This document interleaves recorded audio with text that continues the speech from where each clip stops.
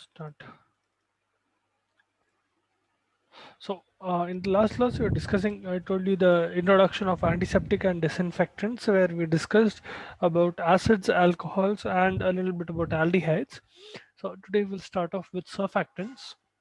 Surfactants being used as antiseptics and disinfectants. So first of all, what is a surfactant? Now, surfactant is something that will act as a detergent. Okay, it will lower the surface tension of different solutions.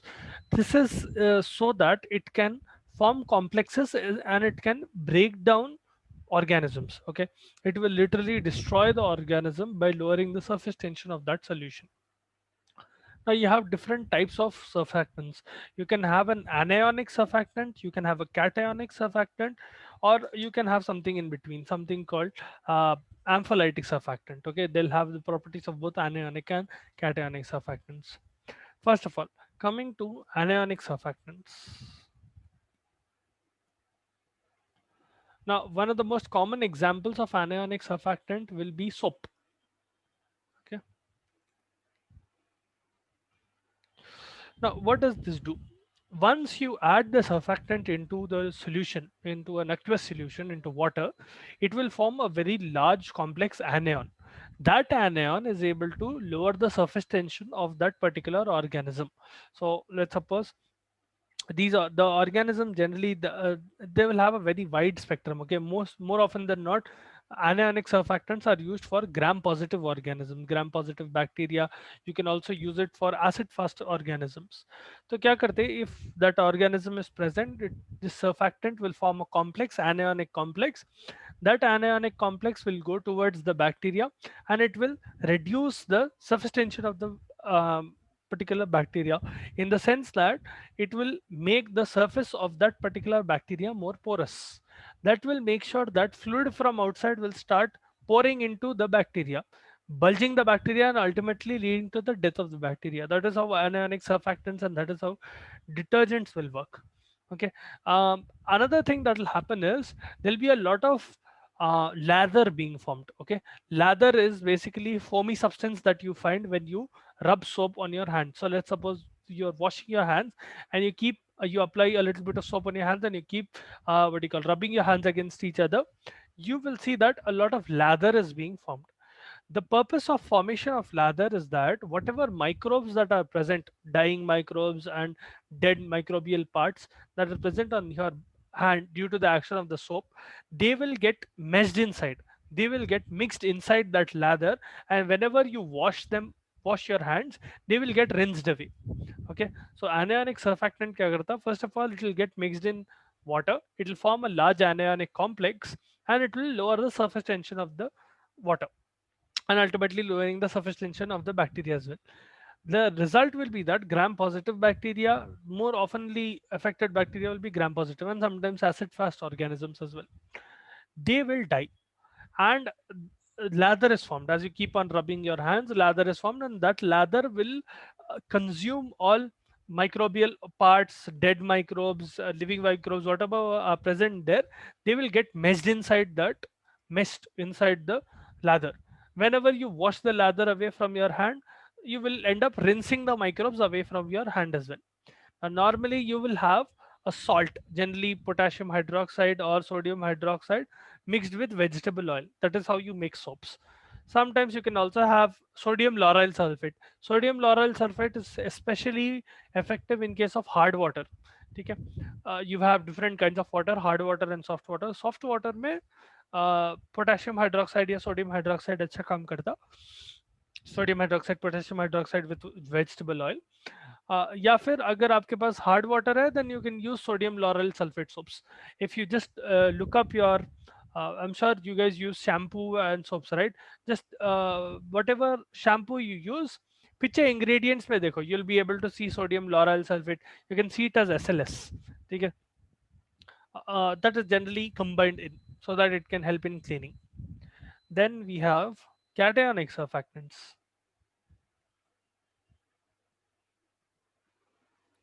Cationic surfactants, you will have, for example, benzalkonium fluoride.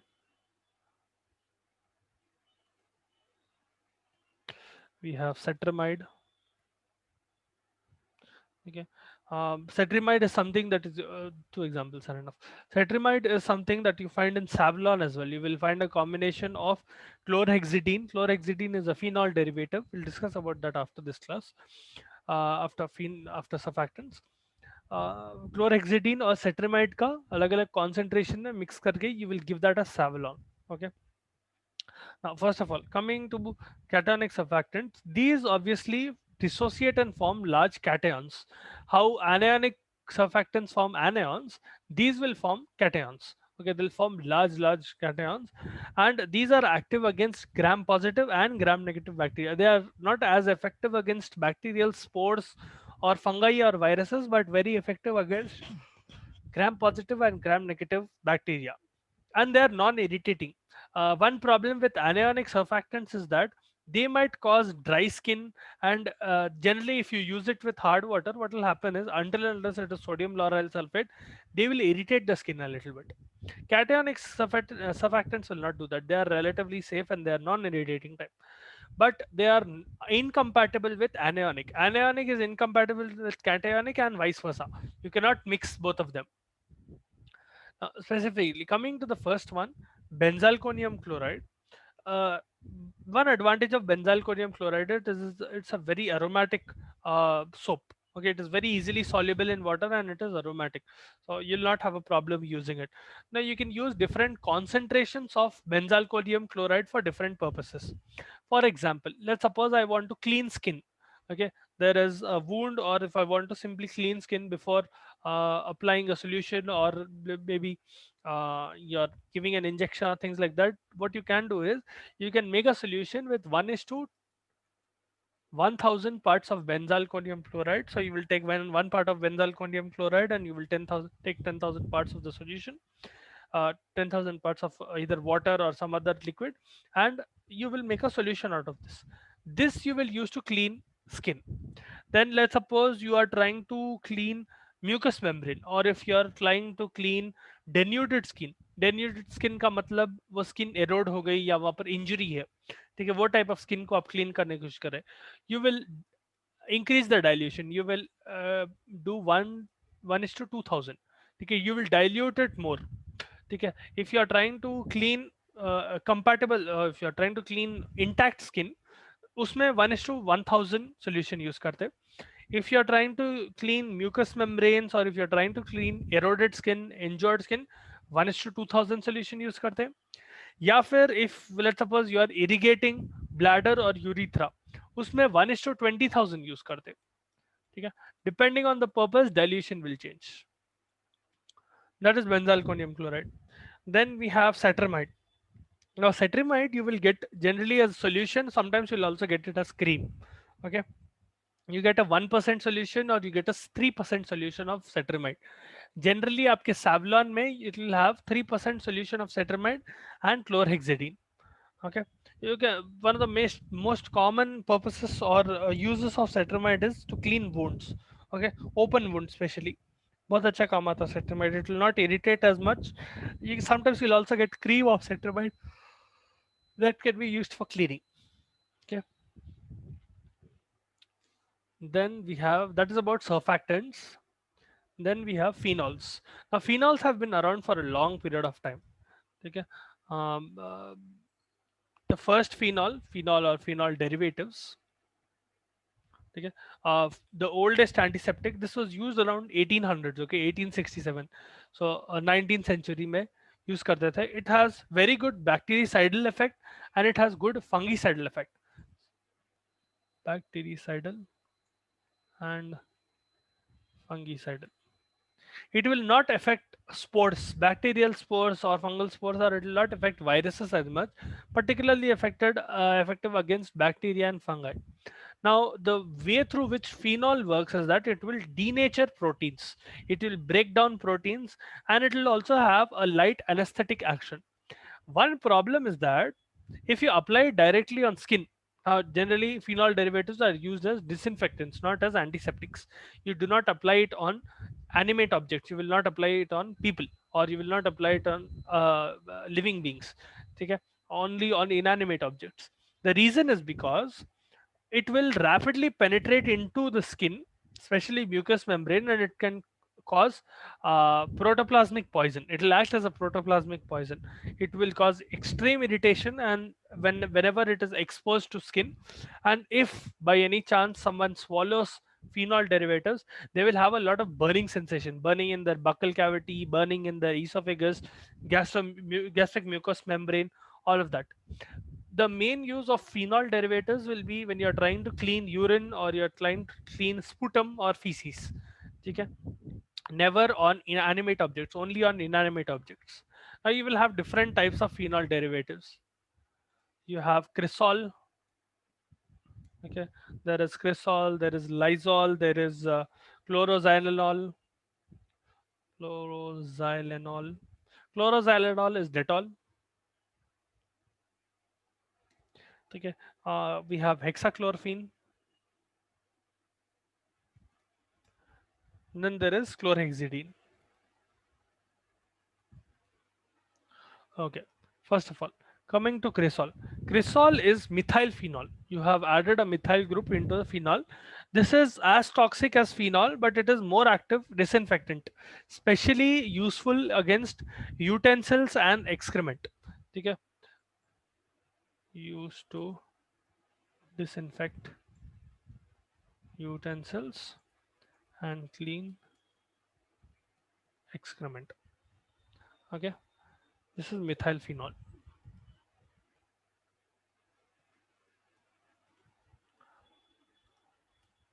Then we have Lysol. Lysol जो है, this is basically a combination of cresol and a soap solution. ठीक है. This has higher antiseptic activity, which is why you generally use Lysol for either hospital use or for domestic use. ठीक है. Used as a disinfectant in hospitals and home and for domestic use, whatever. Then we have chloroxylenol. Chloroxylenol जो है, this is a chlorinated phenol. This is less toxic. Okay, so this less toxic than phenol. Less toxic than phenol. This is chlorinated phenol. Okay. Generally, you use a Dettol against gram positive or gram negative bacteria. Very, very effective against them. Then we have hexachlorophene. Hexachlorophene is also an example of chlorinated phenol. Okay. The main mechanism of action, what it will do is hexachlorophene will cause lysis of bacterial enzymes. It will break down or it will inhibit bacterial enzymes, ultimately leading to lysis. Okay. Now it is mainly effective against gram positive organisms, not as much against gram negative organisms.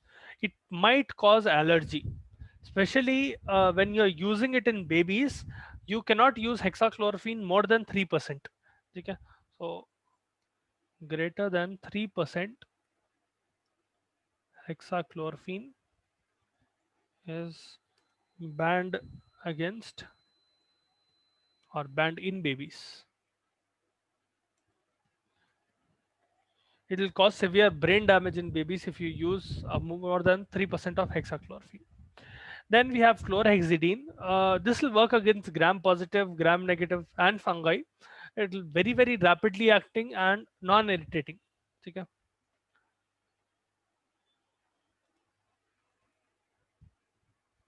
Rapidly acting and non-irritating type of phenol. Okay. So that concludes phenol derivatives, different types of phenol derivatives that are present. Now coming to halogens. ठीक है. Halogens में आप mainly use करेंगे iodine and chlorine. Okay, those two are the more stable halogens that you will be using for disinfective purposes. Now sometimes you can also use it for antiseptic purposes as well, mainly antiseptic rather than disinfectant actually. Now iodine is one of the oldest antiseptics that you find. So halogen mein, first of all, you have iodine. This is one of the oldest antiseptic that you find, and that you will find, and it has a very broad activity. It will work against bacteria, it will work against spores, it will work against fungi and viruses. So this is bactericidal, sporicidal, viricidal, and fungicidal. Very good activity against a lot of organisms. That is why it has been used, still being used even after so many years. Okay. One problem with iodine is that its activity gets, all halogens actually, their activity gets inhibited by organic material. इसका मतलब ये है, if you use it on a open wound, ठीक है, organic material का मतलब यहाँ पर क्या आता, let's suppose there is an open wound where there is bleeding, there is pus, there is mucus or something like that, उसमें iodine or chlorine will not work. Okay. uh, Iodine and chlorine do not work in the presence of organic material, but you can enhance their activity using alcohol. Okay. Generally ethanol has been shown to enhance the activity of iodine especially. Now, the disadvantage of iodine is that it is very irritating. It can be quite painful and it will cause stains. Generally, purplish colored stains or different brownish type of stains will appear depending on the type of solution of iodine that you are using. And sometimes it will delay wound healing. If there is a wound nearby, वहाँ पर wound healing will become delayed. Generally, it is irritating, painful, and causes stains. Sometimes you'll also see an allergic reaction where the patient is having rashes and fever due to iodine. Okay, if you use it for a long period of time, it can lead to iodine poisoning, iodism जिसको बोलते हैं. Okay, so those are the disadvantages of iodine. Useless in the presence of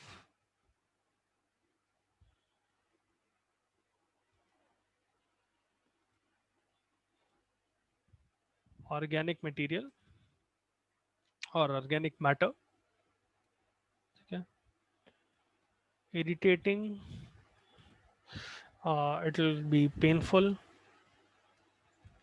and cause a staining. Okay,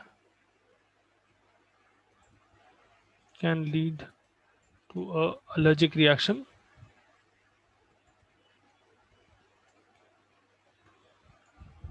Sometimes you will have iodism, which is iodine poisoning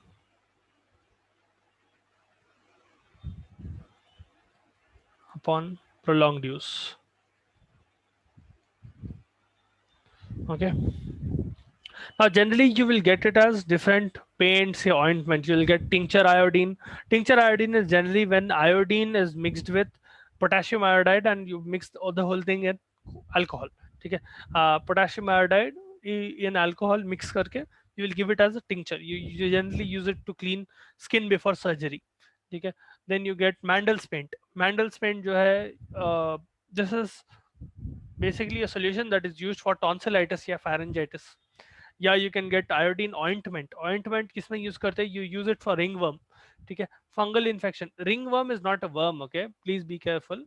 remember, ring worm is not exactly a worm. It is a fungal infection. ठीक है. You can use iodine ointment for fungicidal activity in ringworms. Sometimes you can also use it for antibacterial action. Then we have chlorine. Now, chlorine is a very important germicide which acts against gram positive and gram negative bacteria in very low concentration. Especially if you give around zero point 0.1 parts per million of chlorine, within 30 seconds you will see that a lot of bacteria are dying. That is the advantage of chlorine. It will act very quickly. Chlorine acts quickly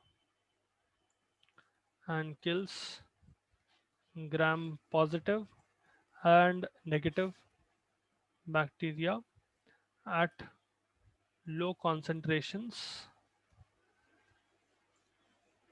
within 30 seconds. Okay. This will also get deactivated in the presence of organic matter. If there is blood or if there is anything, it will not work. It can also destroy protozoa and viruses. Okay. So generally you will have one example of chlorine is bleaching powder. Okay. If any one of you have the experience of swimming or you have been to a swimming pool, you will know that swimming pools में क्या करते हैं generally bleaching powder थोड़ा डालते हैं. It is used to disinfect swimming pools. You can also use bleaching powder to disinfect drinking water. In some places it is still used. Okay. You can also have a product like chloramine. Chloramine is a compound that is used as a mouthwash. ये mouth wash के लिए use कर सकते हैं, आप bladder या urethral irrigation के लिए यूज कर सकते हैं. In that what will happen is chlorine is released very slowly and you will get the effect. ठीक है. So that is about halogens. Please feel free to ask doubts if you are getting any doubts or if you want me to explain anything again. Okay. There's not a lot of conceptual part in this, a lot of memorization in this. But if you do get doubts, please feel free to ask.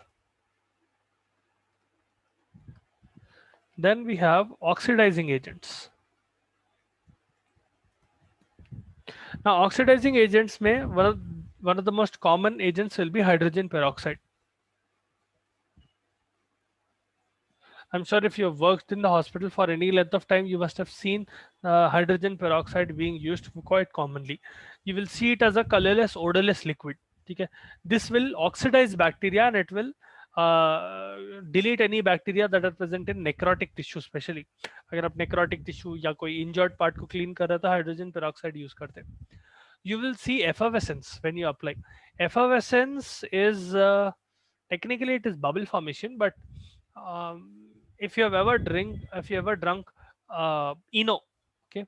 One example is if you ever drink Eno, as soon as you add a little bit of water in the powder of Eno, you will see an effervescent reaction. You will see a lot of bubbles and foam coming out.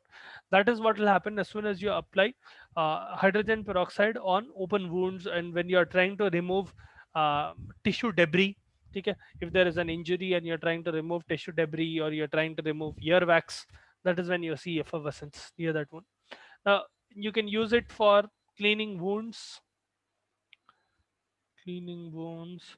You can use it for irrigation और cleaning wounds, abscesses. ठीक है. Iodine and halogens organic material में काम नहीं करता ना, ये काम करता है उसमें. You can use it for abscesses and for irrigation.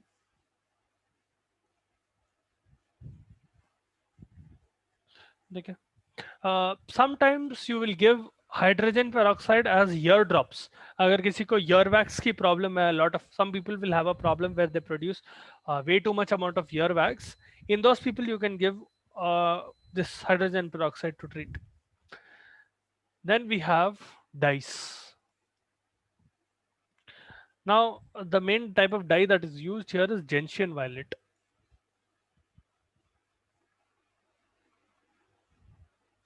The biggest disadvantage of gentian violet is staining. Obviously, because it is a dye, it will cause staining.